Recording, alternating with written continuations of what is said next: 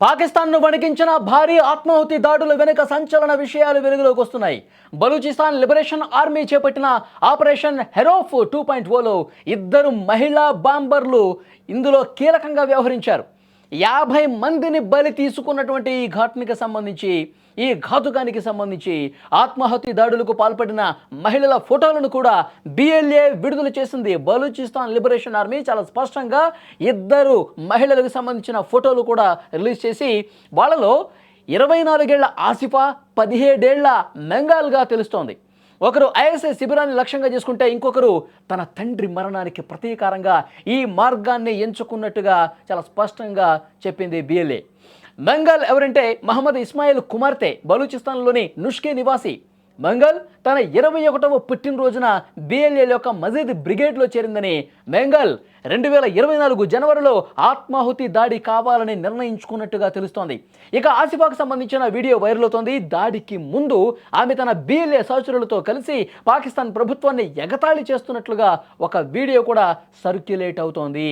ఆ వీడియోలో పాకిస్తాన్ ప్రభుత్వం అణచివేతకు గురైనటువంటి మహిళలపై మాత్రమే అధికారాన్ని ప్రదర్శిస్తోందని, మనల్ని నేరుగా ఎదుర్కొనేటువంటి దమ్ము, ధైర్యం పాకిస్తాన్ ప్రభుత్వానికి లేదని చెప్పింది.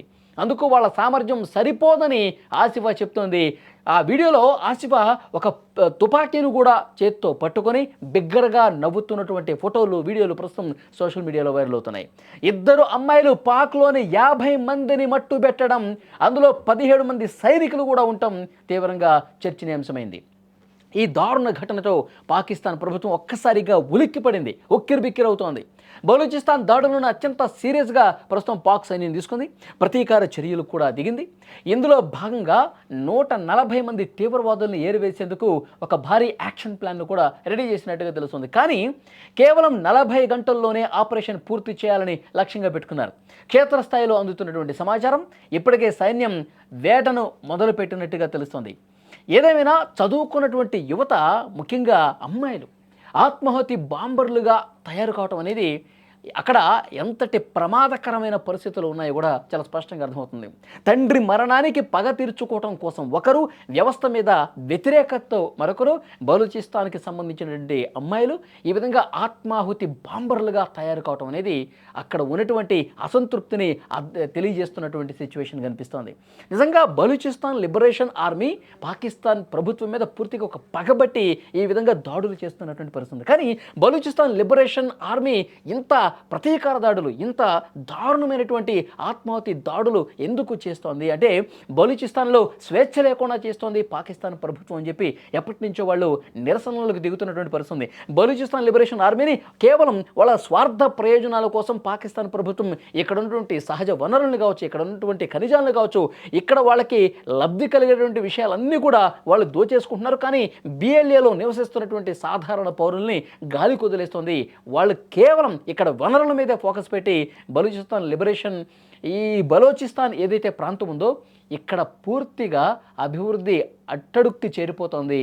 ఒక సెకండ్ గ్రేడ్ పీపుల్ లాగా బలూచిస్తాన్ని చూస్తూ ఉంది పాకిస్తాన్ ప్రభుత్వం.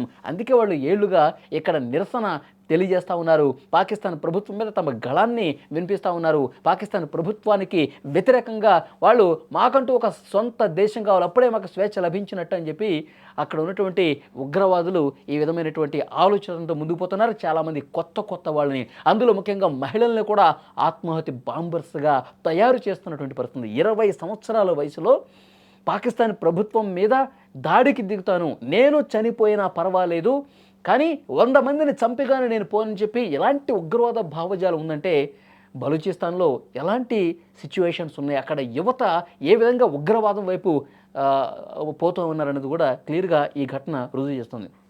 కానీ ఈ ఘటనతో దాదాపు 140 నుంచి 150 మంది వరకు అక్కడ పాకిస్తాన్ ప్రభుత్వంలో పనిచేస్తున్నటువంటి బలగాలు కావచ్చు, సాధారణ ప్రజలు కావచ్చు, అందరూ కూడా చనిపోయినటువంటి పరిస్థితి ఉంది. సో దీన్ని పాకిస్తాన్ ప్రభుత్వం చాలా సీరియస్ తీసుకుని బలూచిస్తాన్ ఉగ్రవాదుల్ని ఏరివేతే లక్ష్యంగా ఇప్పుడు వాళ్ళు కార్యాచరణ రూపొందిస్తున్నటువంటి పరిస్థితి ఉంది. సో ఏది అయినప్పటికీ పాకిస్తాన్ ఒక అల్లకల్లోలమైనటువంటి ప్రదేశంగా కనిపిస్తుంది.